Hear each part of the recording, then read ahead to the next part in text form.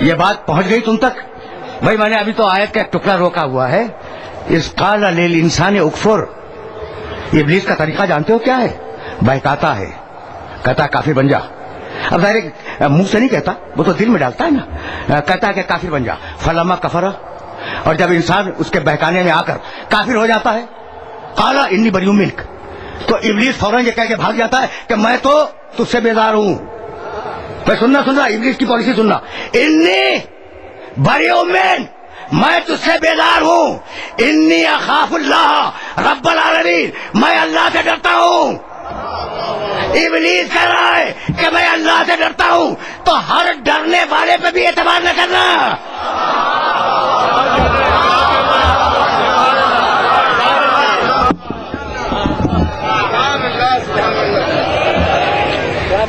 بھائی عجیب مرحلہ فکر ہے نا. تو اب تم نے ابلیس کا مزاج دیکھا. بھائی یہی تو لانا تھا. اور میرے محترم سننے والے اگر یہاں تک میرے ساتھ آ گئے ہیں تو فکر یہاں سے ذرا سی اور آگے بڑھ جائے گی. انی اخاف اللہ رب العالمین، گمراہ کیا، بہکایا.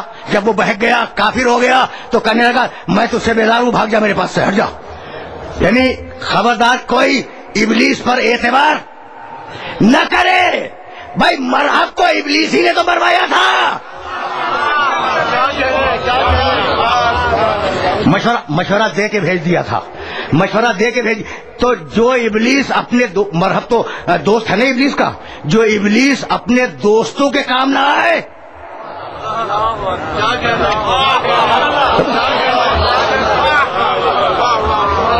سنتے چلو. جو ابلیس اپنے دوستوں کے کام نہ آئے، وہ اپنے دشمنوں کے کام کیا آئے گا. تو ابلیس نہ قبر میں سہارا ہے، ضمانت نہیں لیتا. ابلیس ضمانت نہیں لیتا. گمراہ کرنے کے بعد کسی کو گمراہ کر دیا، وہ بھاگ جاتا ہے اور کہتا ہے انی بریء منک، میں تو تجھ سے بری ہوں. یعنی عجیب کمال ہے. کیا خود گمراہ اور ذمہ داری لینے کے لیے تیار نہیں ہے.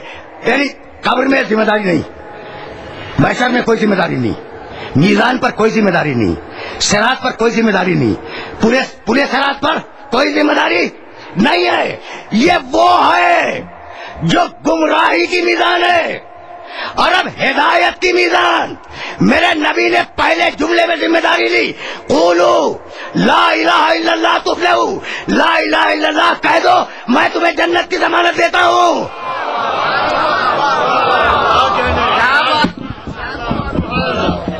عجیب. قولوا دیکھو برابر سے موازنہ کر لو.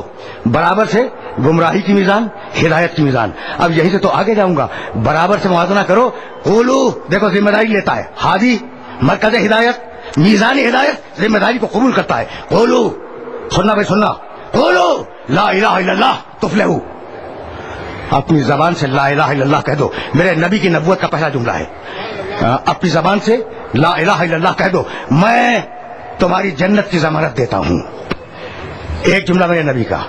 دوسرا جملہ من قال لا الہ الا اللہ وجبت لہ الجنہ. جس نے بھی پوری سنجیدگی کے ساتھ اور پوری دیانت کے ساتھ لا الہ الا اللہ کہہ دیا، میں کہتا ہوں کہ جنت اس کی ہو گئی. یہ ہے محمد رسول اللہ.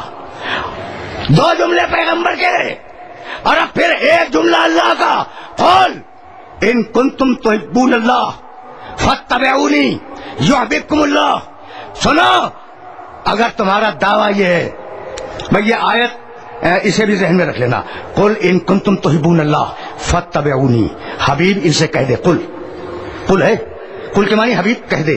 اس قل پہ بھی میں بات کروں گا، اس لیے کہ جو میں نے آیتیں سرنامے کلام میں تلاوت کی ہیں نا، ان دونوں آیتوں میں لفظ قل ہے. قل ادعوا اللہ او الرحمن، قل الحمدللہ الذی. تو اب اس قل کو اپنے ذہن میں رکھ لو. قل ان کنتم تحبون اللہ فاتبعونی.